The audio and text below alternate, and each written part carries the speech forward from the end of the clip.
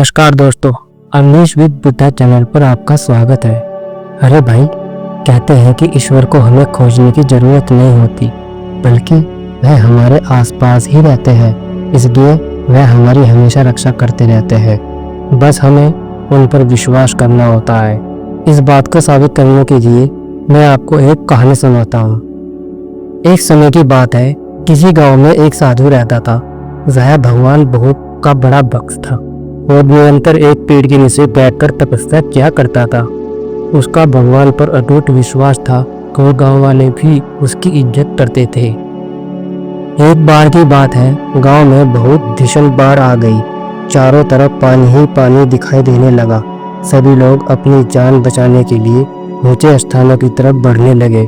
जब जंगलों में लोगों ने देखा कि साधु महाराज अभी भी पेड़ के नीचे बैठे हैं, भगवान का नाम जप रहे हैं, तो सभी गांव वालों ने उन्हें यह जगह छोड़ने की सलाह दी और अपने साथ ऊंचे स्थान पर चलने को कहा।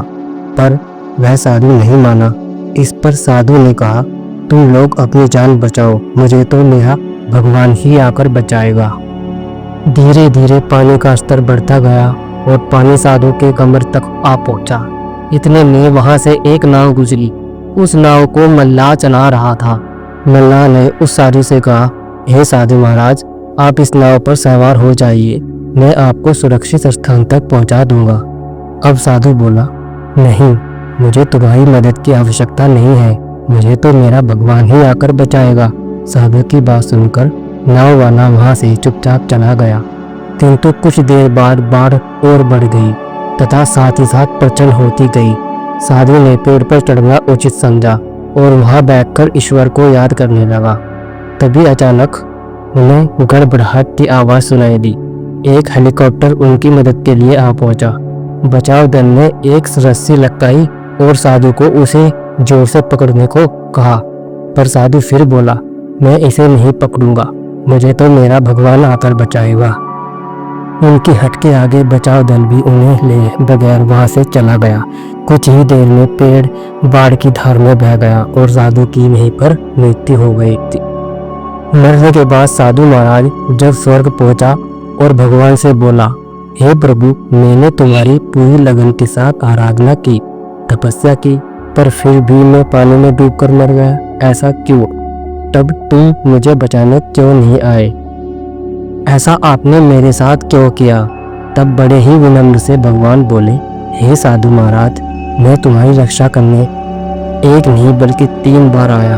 पहला ग्रामीणों के रूप में आया, दूसरा नाव वाले के रूप में आया और तीसरा हेलीकॉप्टर बचाव दल के रूप में, किंतु तुम मेरे इन अवसरों को पहचान नहीं पाए। अब बताओ मैं क्या करता जब तुम अपनी हट नहीं छोड़ रहे थे? भगवान की इस बात को सुनकर साधु को समझ में आ गया कि भगवान स्वयं नहीं हमारी रक्षा करते, बल्कि वो तो किसी न किसी रूप में हमें बचाने को आ जाते हैं। बस हम ही है कि हम उनको पहचान नहीं पाते।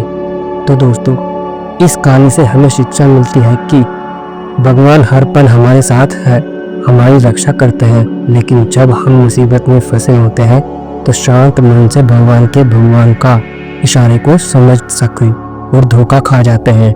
इसलिए जब आप मुसीबत में हो तो चारों तरफ अंधकार हो, भगवान को याद करते समय यह मानना चाहिए कि जो व्यक्ति अपने आसपास आया है वो आपकी मदद करने के लिए ही आया है।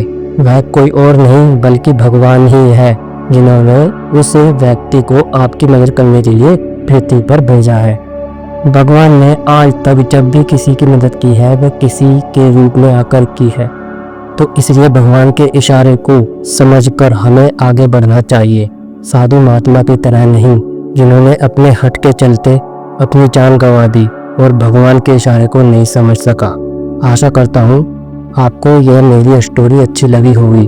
अगर आपको यह कहानी पसंद आई तो हमारे इस चैनल अवनीश विद बुद्धा को सब्सक्राइब जरूर करें और शेयर करना ना भूलें, ताकि किसी और को भी इस स्टोरी के माध्यम से भगवान के इस इशारे को समझ सके। तो दोस्तों, मैं अवनीश कुमार आपसे विदा लेता हूँ और मिलता हूँ एक नई कहानी में। तब तक के लिए नमस्कार। नमो बुद्धाय।